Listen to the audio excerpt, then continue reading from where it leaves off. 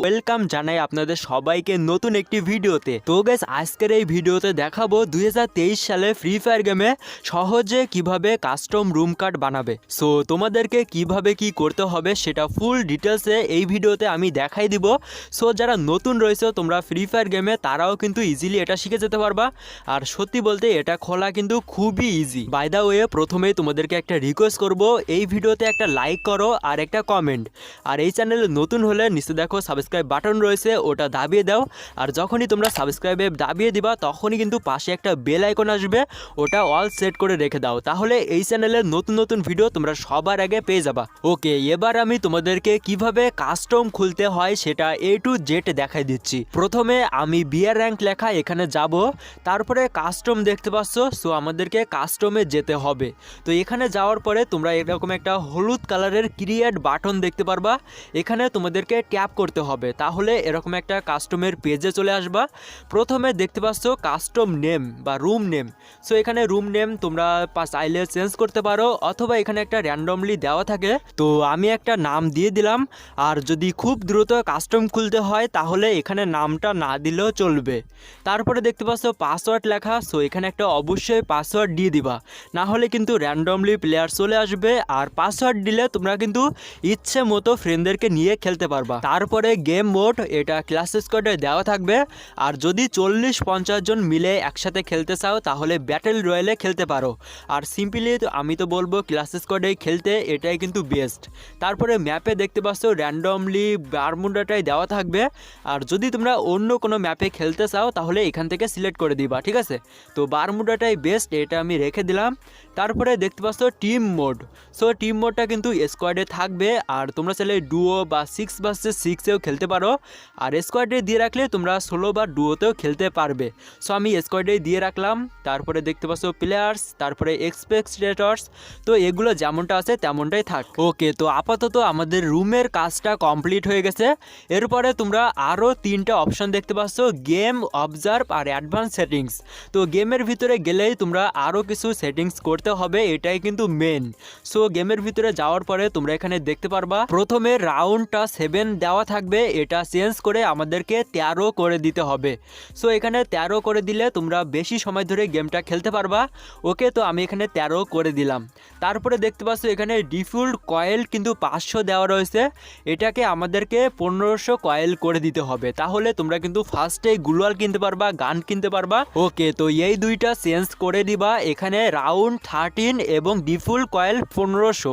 তো এই দুইটা করার পরে আর কিছুই করতে হবে না। এখানে এইচপি যেমনটা রয়েছে তেমনটাই থাক, এখানে 200টাই থাক। আর ইপিটাও যেমনটা রয়েছে তেমনটাই থাক, এটা চেঞ্জ করা লাগে না।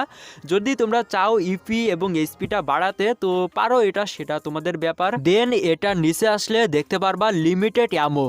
সো এটা কিন্তু সিম্পলি ইয়েস দেওয়া থাকবে, এটাকে নো করে দিতে হবে। আর এটা কিন্তু সব থেকে বেশি গুরুত্বপূর্ণ কাস্টমের জন্য। তো তোমরা অবশ্যই এটা খেয়াল রেখে নো করে দিবা। তো লিমিটেড অ্যামোটা নো রাখলে হয় কি, তোমরা কাস্টমের ভিতরে ইচ্ছে মতো গ্লুয়াল নিতে পারবা, মানে আনলিমিটেড গ্লুয়াল পেয়ে যাবা। তারপরে নিচে character skill. So character skill যদি নো করে দাও তাহলে কাস্টমের মধ্যে অলক বলো, স্কাইলার বলো, এগুলো ইউজ করতে পারবা না। আর যদি ইয়েস রেখে দাও তাহলে এগুলো ইউজ করতে পারবা। সো অবশ্যই বলবো ইয়েস রেখে তোমরা খেলবা। তো যাই হোক, এছাড়া কিন্তু কাস্টমের ভিতরে আর কিছুই চেঞ্জ করা লাগবে না। সো এটা কিন্তু জাস্ট 15 সেকেন্ডের ব্যাপার, তোমাদেরকে একটু ডিটেলসে বুঝাই দিলাম, এজন্য একটু টাইম লাগলো।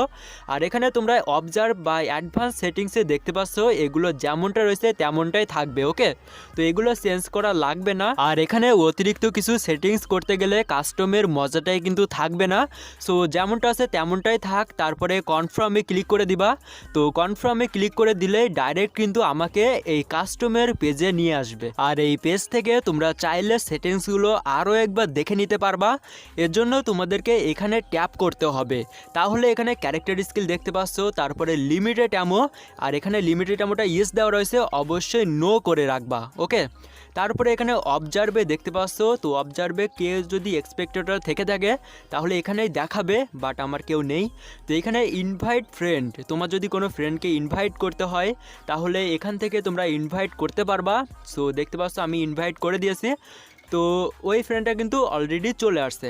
ওকে, আর হ্যাঁ, যদি মনে করো তোমাদের এখানে কোনো ভুল হয়েছে বা কিছু চেঞ্জ করা লাগবে, তাহলে এখানে তোমরা উপরে সেটিংসের আইকন দেখতে পাচ্ছ, এখান থেকে গেলেই তোমরা সেটিংসের পাসওয়ার্ড বলো বা কোনো কিছু সমস্যা হলে এখান থেকে তোমরা কিন্তু চেঞ্জ করতে পারবা। ওকে, আর যদি মনে করো তোমার কোনো ফ্রেন্ডকে তোমার খেলা দেখাবা, তাহলে ফ্রেন্ডের উপরে ক্লিক করে এখানে মুভ টু স্পেক্টেটরে ক্লিক করলেই তোমার সেই ফ্রেন্ডটা কিন্তু অবজার্ভে চলে যাবে। তো দেখতে পাচ্ছ অলরেডি আমি এই ফ্রেন্ডকে অবজার্ভে পাঠিয়ে দিয়েছি, সো সে কিন্তু আমার খেলা দেখতে পারবে। তো আবার যদি আমি গ্রুপে নিয়ে আসতে চাই তাহলে মুভ টু প্লেয়ারে ক্লিক করতে হবে, আর দেখতে পাচ্ছ সে কিন্তু আবারও গ্রুপে চলে আসছে।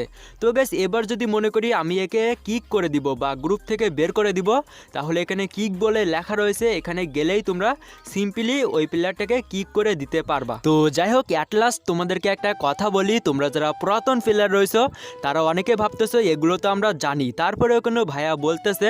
তো আমি বলতেছি জাস্ট নতুন প্লেয়ারদের জন্য বা যারা জানে না তাদের জন্য। তো এখানে দেখতে পাচ্ছ গেমটা আমি স্টার্ট দিয়ে দিয়েছি। তো যাই হোক গাইস, এখানে আমি যেহেতু পিসিতে খেলতেছি বা কম্পিউটারে খেলতেছি, সো পিসি বলো মোবাইল বলো সব কিছু সেটিংস কিন্তু একই, তোমরা ইজিলি কিন্তু এটা করতে পারবা। আর জাস্ট আমি বললাম না 15 সেকেন্ড লাগবে একটা কাস্টম কার্ড বানাতে, আর এই কাস্টম বানানো খুবই কিন্তু ইজি। তো জাস্ট ভিডিওটি ভালোভাবে দেখে দুই একবার কাস্টম বানালেই তোমরা বুঝতে পারবা। তো যাই হোক, ভিডিওটি ভালো লাগলে একটা